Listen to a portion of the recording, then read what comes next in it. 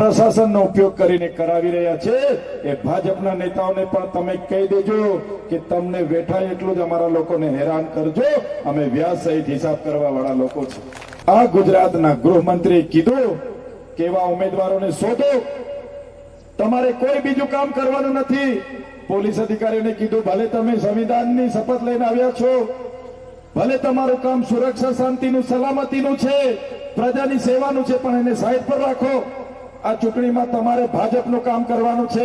કેટલાક જગ્યાએ ઉમેદવારો નહોતા મળતા કોંગ્રેસને, અને ભાજપના લોકોએ પૈસા આપ્યા, ઉમેદવાર આપ્યા કે ભાઈ ગુજરાત તો અમિત શાહ અને નરેન્દ્રભાઈ મોદીનો ગઢ છે, ગુજરાત તો ભાજપનો ગઢ છે, ત્રીજી પાર્ટી ચાલશે નહીં અને આમ આદમી પાર્ટી તો નહીં ચાલે। પણ મને કહેતા આનંદ થાય છે, તે વખતે કોંગ્રેસ શાસનમાં હતું ત્યારે ભાજપના નેતાઓને કોંગ્રેસ ખરીદી લેતી અને ભાજપના નેતાઓ કોંગ્રેસમાં જઈને બેસી જતા। આજે 30 વર્ષથી ભાજપનું શાસન છે, ત્યારે એ જ કોંગ્રેસમાં રહેલા નેતાઓ ભાજપમાં જઈને સત્તાનો અમે વેઠીશું, પણ ગુજરાતની લોકશાહી બચાવવા માટે, ગુજરાતના સંવિધાન બચાવવા માટે અમે ગુજરાતની જનતાના ન્યાય માટે લડતા રહીશું।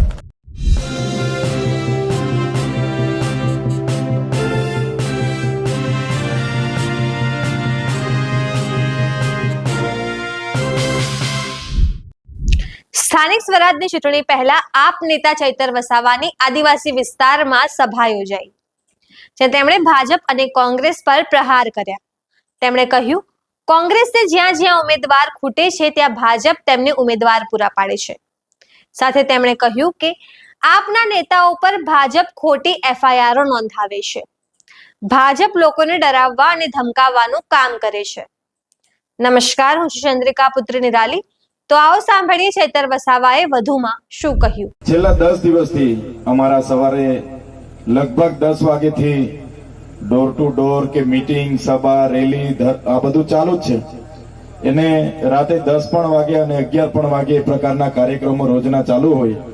એટલે અચાનક 2 દિવસથી થોડી તબિયત પણ નરમ હતી, એટલે મેં કીધું કદાચ રમણભાઈ ને બધા છે કરી લેતા હોય તો આપણે ન અવાય એવું પણ છે, પણ છતાં એમની લાગણી હતી કે તમે કોઈ પણ સંજોગોમાં આવો, આવીને બેસીને પણ જતા રહેજો, ભાષણ ના કરો તો પણ ચાલશે, એમ કરીને એમની લાગણી અને માન આપીને અમે આવ્યા છે।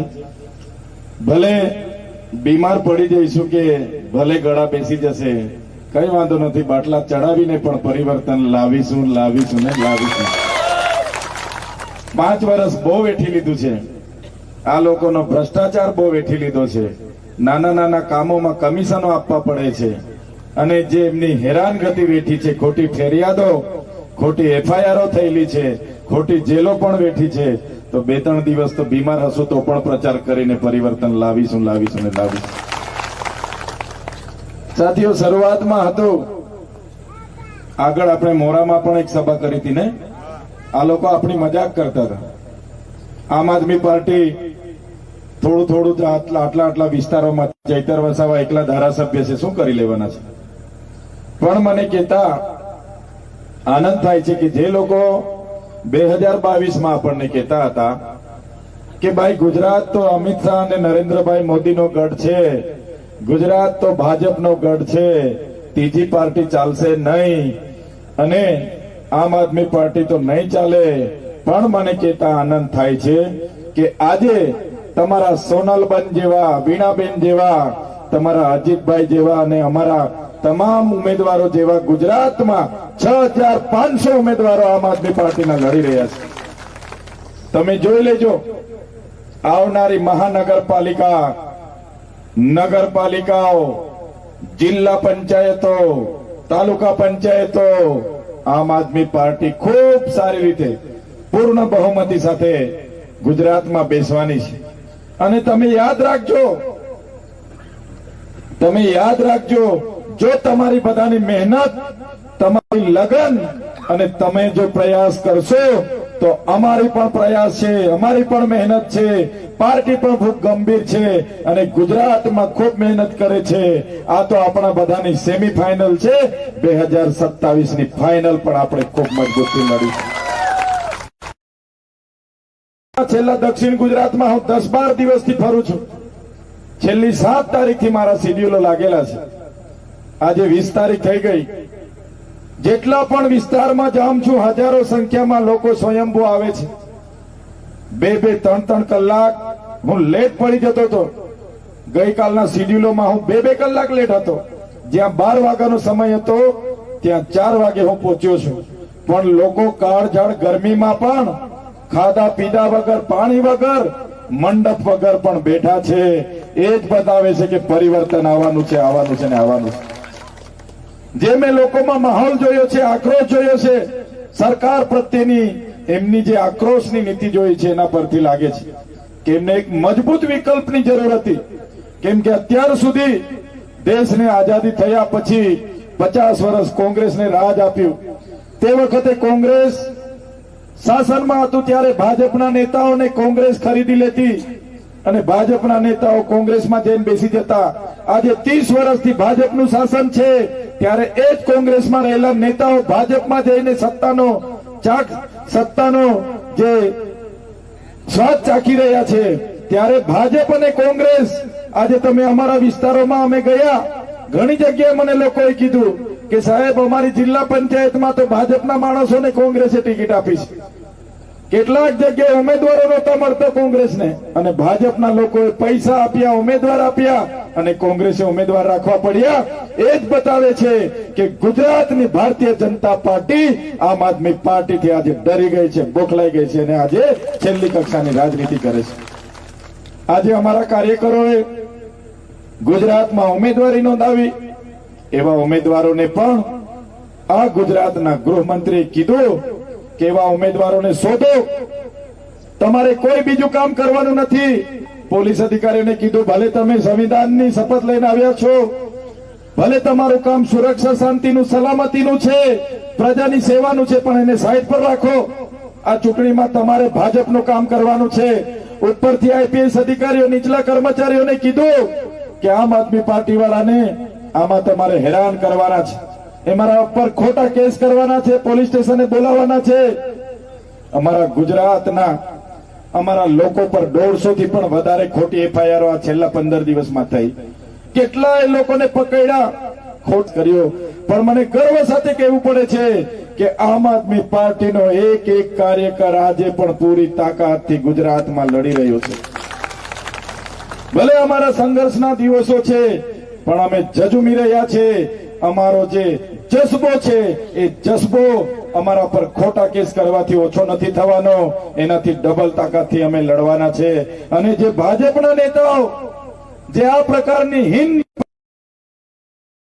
પ્રશાસનનો ઉપયોગ કરીને કરાવી રહ્યા છે, એ ભાજપના નેતાઓને પણ તમે કહી દેજો કે તમને વેઠાય એટલું જ અમારા લોકોને હેરાન કરજો. અમે વ્યાજ સહિત હિસાબ કરવા વાળા લોકો છે. એટલો બધો ડર ભાજપના લોકો એક જગ્યાએ એક ઉમેદવારને, એક કાર્યકરને, એક નેતાને હેરાન કરવાનું ચાલુ કર્યું છે. પણ અમે તો અમારા માટે ચૂંટણીઓ નથી લડતા. અમારા ઉમેદવાર એ ભાજપના નેતાઓની જેમ 3 પેઢી તારી લેવા માટે ચૂંટણી નથી લડતા. ભ્રષ્ટાચાર કરીને પૈસા ભેગા કરવા માટે ચૂંટણી નથી લડતા. અમારા લોકો તો સત્તામાં આવીને સેવા કરવા માટે ચૂંટણી લડે છે. સેવા કરવા માટે અમે લડીએ છીએ. અમે જ્યારે ગુજરાતમાં જેટલા પણ આમ આદમી પાર્ટીના 70 થી પણ વધુ ટકા યુવાનોને અમે નેતૃત્વ આપ્યું છે, ત્યારે અમારો ધ્યેય એ જનતાની સેવાનો છે. ભાજપના નેતાઓ કહે છે કે અમને એક મોકો મળે તો અમે 5 પેઢીનું કરી નાખીએ. એ કામ અમારું નથી. અમારું કામ તમારું સેવા કરવાનું છે અને અમે કરીશું. અમને જેલો વેઠવી પડશે, વેઠીશું. અમારા પર ખોટી ફરિયાદો થશે, વેઠીશું. અમને ડરાવવામાં આવશે, ધમકાવવામાં આવશે, અમે વેઠીશું. પણ ગુજરાતની લોકશાહી બચાવવા માટે, ગુજરાતના સંવિધાન બચાવવા માટે અમે ગુજરાતની જનતાના ન્યાય માટે લડતા રહીશું. સાથીઓ, અમે વિધાનસભામાં બેસીએ છીએ. હમણાં પણ 16 ફેબ્રુઆરીથી લઈ 26 માર્ચ સુધી વિધાનસભાનું સત્ર મળ્યું. આ સત્ર દરમિયાન ગુજરાતના તમામ વર્ગના લોકો અમને મળવા આવ્યા. આશા વર્કર બહેનો આંદોલન લઈને આવ્યા, આંગણવાડી બહેનો મોરચો કાઢ્યો, ખેડૂતો આંદોલન લઈને આવ્યા, વિદ્યાર્થીઓ આવ્યા, શિષ્યવૃત્તિ અટકી ગઈ છે એની આંદોલન થયું, ટેટ પાસ ઉમેદવારો આવ્યા કે શિક્ષકોની ભરતી કરો, ભરતીઓમાં કૌભાંડ થયું, એ લોકો આવ્યા કે પેપર ફૂટે અટકાવો. એટલા આંદોલનો ગાંધીનગરમાં ચાલે છે કે ગાંધીનગર તો જાણે રણ સંગ્રામ હોય, રણનું મેદાન હોય. રોજના મોરચા ને મોરચા. પોલીસ પણ ત્યાંથી થાકી ગઈ છે. સરકાર પોલીસને મૂકે, 1200-1500 પોલીસ વાળા હોય. વિધાનસભા સત્ર દરમિયાન બિચારા આખો દિવસ ગુજરાતના તમામ વર્ગના લોકો, આદિવાસી જાતિના દાખલા વાળા આવે, બીજા લોકો આવે, ખેડૂતો આવે, આ આવે, આખું ગુજરાત આમનાથી ત્રાસી ગયું છે. ત્યારે મેં તમને વિનંતી કરવા માટે આવ્યો છું. ભાજપના લોકો 30 વર્ષના શાસન દરમિયાન માત્ર ને માત્ર ભય ગુજરાતમાં પેદા કરવાનું કામ કર્યું છે. આજે એક પણ કામ ભ્રષ્ટાચાર વગર થતું નથી, એક પણ નાનું કામ કમિશન આપ્યા વગર થતું નથી. નાના કામો માટે તમારે લાઈન ઉપર લેવું પડે છે. ત્યારે હું તમને કહેવા માટે આવ્યો છું, તમામ વસ્તુનું એક જ સમાધાન છે કે તમે ઝાડુનું બટન દબાવીને આપણા ઉમેદવારોને જીતાડી લાવો. તમામ બાબતે ન્યાય આપવાનું કામ આમ આદમી પાર્ટી કરશે. સાથીઓ, આપણા લોકો 5 વર્ષ તો અનેક પ્રશ્નોનો સામનો કરે છે, અનેક સમસ્યાનો સામનો કરે છે, પણ ચૂંટણી આવે એટલે ફરી એ લોકો પાસે જઈને મત કરી આવે છે, મતદાન કરી આવે છે. કેમ કે આ લોકો પૈસા આપે, એક દિવસે વાયદા આપે, પ્રલોભન આપે, દૂરના સંબંધો કાઢે, એટલે જઈને મતદાન આપી આવે છે. ત્યારે આ વખતે તમે અહીંયા બધા બેઠા છો, તમારે બધાએ જવાબદારી લેવાની છે. આ ચૂંટણી માત્ર આપણા ઉમેદવારોની ચૂંટણી નથી, આપણી બધાની ચૂંટણી છે. એમ સમજીને ગામડે આજુબાજુના વિસ્તારોમાં 5 દિવસે બધા જજો અને કેજો કે આ મતદાન માત્ર 50 રૂપિયા માટે નથી આપવાનું, 100-200 રૂપિયા માટે નથી આપવાનું. આ મતદાન અમૂલ્ય છે. જે વ્યક્તિ 5 વર્ષ માટે તમારું કામ કરે એવી છે, જે આમ આદમી પાર્ટીના ઉમેદવારો છે, એમને ઝાડુના બટન પર મતદાન આપવા માટે તમે બધા અપીલ કરજો. થાય છે એવું કે 5 વર્ષ સુધી તો આપણા લોકો ધરણા પર હોય, રેલીઓમાં હોય કે ભાઈ શિક્ષક મૂકો, શાળા આપો, આંગણવાડી આપો, રોડ આપો, પાણી આપો, जिंदाबाद मुर्दाबाद, लड़ेंगे जीतेंगे, हाय रे सरकार हाय, आवेदन આપે, નિવેદન આપે. 5 વર્ષ પછી જેવી ચૂંટણી આવે પાછા સરકારના લોકોને ચૂંટી લાવે. ત્યારે હવે એવું નથી કરવાનું. તમે જેટલા ધરણા કરો, આંદોલન કરો, જેટલા આવેદનો આપો, નિવેદન આપો, જ્યાં સુધી પેલા લોકો સત્તામાં છે ત્યાં સુધી એમના પેટનું પાણી હલવાનું નથી. એટલા માટે આ સત્તા હટાવવા માટે, આ સત્તા બેસાડવા માટે, પરિવર્તન લાવવા માટે આ ચૂંટણી આવી છે. બધા જ લોકોને વિનંતી કરું છું કે આ તક તમારે ચૂકવાની નથી. ચૂંટણી છે, ભાજપના લોકો આવશે, પૈસા પણ આપશે. સમજાવજો બધાને, 500 આપશે, 1000 આપશે, 2000 આપશે, 5000 આપશે, કઈ વાંધો નહીં. કોઈનો કપાસ વેચીને પૈસા નથી આપવાના, કોઈની મકાઈ વેચીને પૈસા નથી આપવાના. જનતાના ટેક્સના પૈસા ભ્રષ્ટાચાર કરીને આ લોકોએ ભેગા કર્યા હશે, એ જ પૈસા તમને આપવાના છે. 500 આપે તો 1000 માંગી લેજો, પણ તમારું મતદાન આપણું ઝાડુના બટન પર આપજો. એ લોકોને તમારે સમજાવવા પડશે, એ લોકોને તમારે સમજાવવું પડશે. ઘરે જઈને એલાને જંગ આ 5 દિવસ સુધી તમારે બધાએ ટાઈમ આપવો પડશે. તન મન ધનથી આપણા ઉમેદવારોને જીતાડવાનું કામ કરવું પડશે. એ વિનંતી કરવા માટે આવ્યો છું. આગળ પણ અમે ધારાસભ્ય હતા છતાંય છેક અંબાજીથી ઉમરગાંવના કોઈ પણ પ્રશ્ન હોય, ઘોગંબાની વાત હોય, મોરવા હડપની વાત હોય, દાહોદની વાત હોય, અરવલ્લીની વાત હોય, અંબાજીના પાડલિયાની વાત હોય, કે જ્યાં પણ અમને લાગ્યું, જ્યાં પણ લોકો અમને બોલાવ્યા છે, લોકો માટે અમે લડ્યા છે, સરકાર સામે લડ્યા છે. સરકારે અમને જેલો પણ કરાવી છે, 80 દિવસ જેલોમાં પણ રહેલા છે. સરકારે કીધું કે તમે ભાજપમાં પણ આવો, તમને મંત્રી બનાવે, તંત્રી બનાવે. અમે નથી ગયા. ભાજપ સામે આજે પણ લડીએ છીએ ને આગળ પણ લડીશું. એમની નીતિઓ સામે લડીશું, એમની વ્યવસ્થા સામે લડીશું. બસ તમારો સહકાર અમને મળતો રહે, એના માટે અમે તમને વિનંતી કરીએ છીએ. તમારા આશીર્વાદ છે એ અમારી હિંમત છે, એ અમારી તાકાત છે. તમારો જ્યાં સુધી સહકાર હશે ત્યાં સુધી ચોક્કસ તમારી માટે અમે લડીશું. નાના મોટા જે કઈ પ્રશ્ન હશે તમારા ન્યાયની વાત હશે, વિકાસની વાત હશે, બંધારણીય અધિકારોની વાત હશે, જ્યાં પણ અમારે તમારા માટે લડવું પડે તો લડીશું. બસ તમારા આશીર્વાદ આ વિસ્તારમાંથી આમ આદમી પાર્ટીના ઉમેદવારોને મળે એ જ વિનંતી સાથે આપ સૌ અહીં આવ્યા, અમારું સ્વાગત કર્યું, સન્માન કર્યું, અમને સાંભળ્યા, એ બદલ સૌનો આભાર માનું છું. તો તમે આપના ધારાસભ્ય ચૈતર વસાવાની વાતથી કેટલા સહેમત છો અમને કમેન્ટ કરીને જણાવજો. અત્યાર માટે બસ આટલું જ. સમાચારને લગતી વધુ અપડેટ્સ માટે અમારી વેબસાઇટ www.gujaratplus.in પર પણ માહિતી મેળવી શકો છો. ધન્યવાદ.